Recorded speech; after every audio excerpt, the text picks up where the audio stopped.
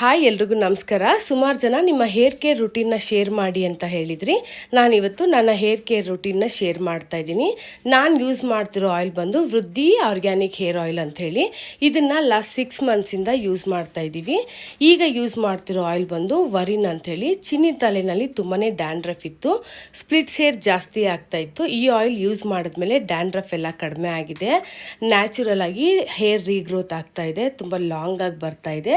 ಈ oil benefit ಏನಪ್ಪ ಅಂತ ಹೇಳಿದ್ರೆ ಹೇರ್ ವಾಲ್ಯೂಮ್ ಇನ್ಕ್ರೀಸ್ ಆಗುತ್ತೆ.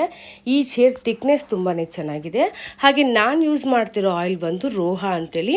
ರೋಹಾ ಆಯಿಲ್ ಬೆನಿಫಿಟ್ ಏನಪ್ಪ ಅಂತ ಹೇಳಿದ್ರೆ ತಲೆಯಲ್ಲಿ ಬಾಲ್ಡ್ನೆಸ್ ಇತ್ತು, ಕೂದಲು ತುಂಬ ತೆಳುವಾಗಿದೆ, ಹೇರ್ ಫಾಲ್ ಆಗ್ತಿದೆ ಅಂದರೆ ಹೇರ್ ರೀಗ್ರೋತಿಗೆ ಬೆಸ್ಟ್ ಆಯಿಲ್ ಅಂತ ಹೇಳ್ಬೋದು ರೋಹಾ.